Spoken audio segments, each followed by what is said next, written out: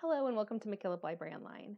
In this video, I'm going to be reading Going Down Home with Daddy, which is written by Kelly Starling Lyon and illustrated by Daniel Minter. This was a 2020 Caldecott Honor book.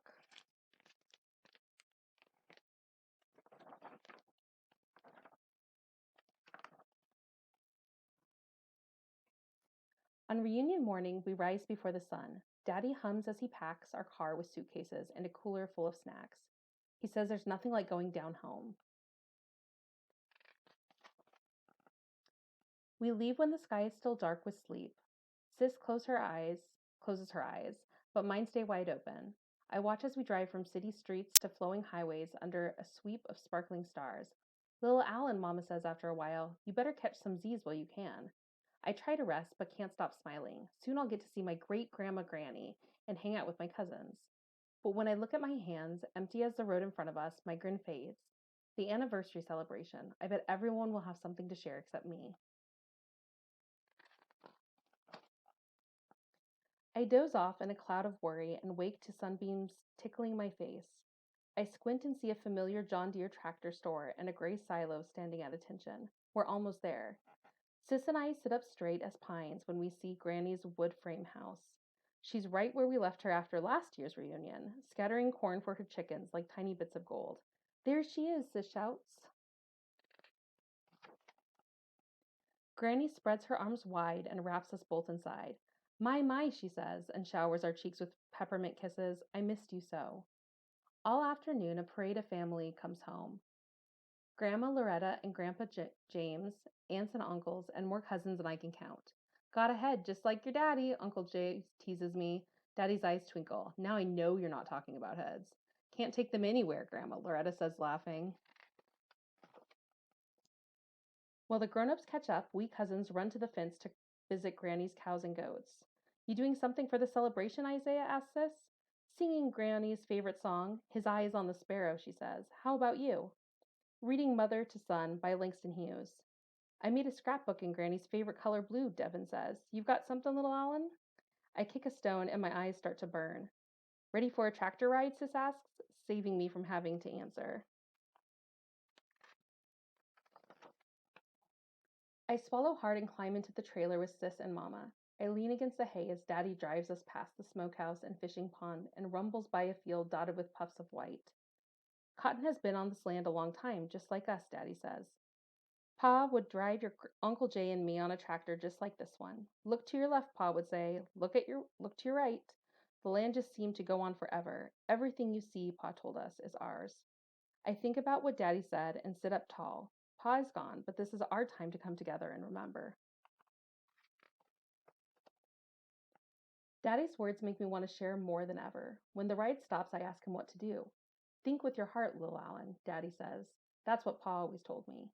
Just then we hear Granny. Come on and get this food while it's hot, she calls from the porch. We dash inside. The dining room overflows with love-made dishes. Smoked turkey, collards, mac and cheese, okra and tomatoes, and biscuits oozing with mayha jelly, just the way Daddy likes. Hand in hand, we create a ring inside the house Pa built for Granny. Heart to heart, we share what we're thankful for. Nothing is more important than family, Granny says, tearing up as she looks at every face. Amens all around. On Sunday, I feel sick. Not a fever and sneezing sick, but I wish I had more time sick. The celebration starts at dusk. Get a move on, Lil Alan, Grandma Loretta says. You know Granny doesn't play. Growing up, we never missed a service. At church, Daddy points to the spot where he and Uncle Jay performed a duet on trombone and trumpet. My hands were shaking so much I could barely play, Daddy says. But then I saw Granny smiling. My jitters went away. I wonder if looking at Granny will help me, but when our eyes meet, all I can think about is being the only kid with nothing to say.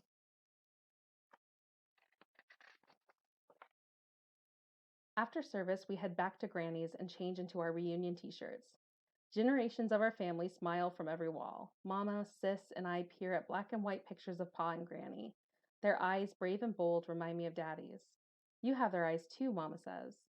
That's when it comes to me. I think about everything I see when I'm here. I think about the tractor ride and Daddy's stories. I think about walking in Pa's and Granny's footsteps. in those of our people and native people long before, I think and collect treasures from our land. I lift my head to the sun. Just before satin night falls, we sit outside on porch steps and metal lawn chairs. It's celebration time. Our people were stolen from Africa and shipped to this continent in chains, Daddy says. But no one could lock away their dreams.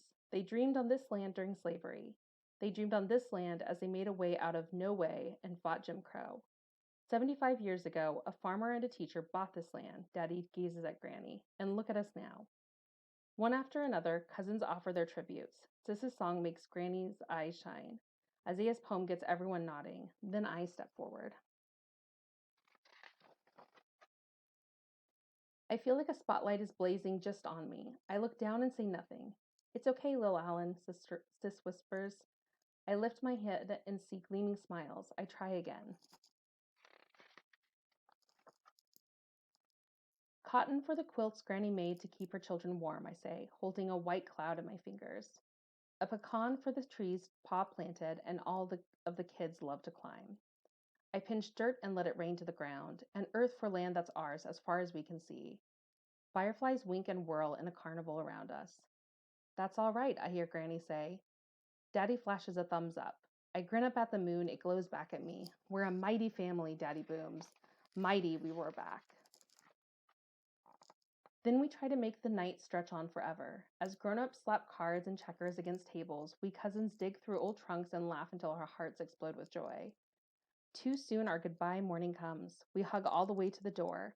Then we climb into our car and watch Granny and her house shrink and disappear. When we go down home with Daddy, everything we see holds a piece of him and us. We head up the highway thinking about family and dreaming about next year.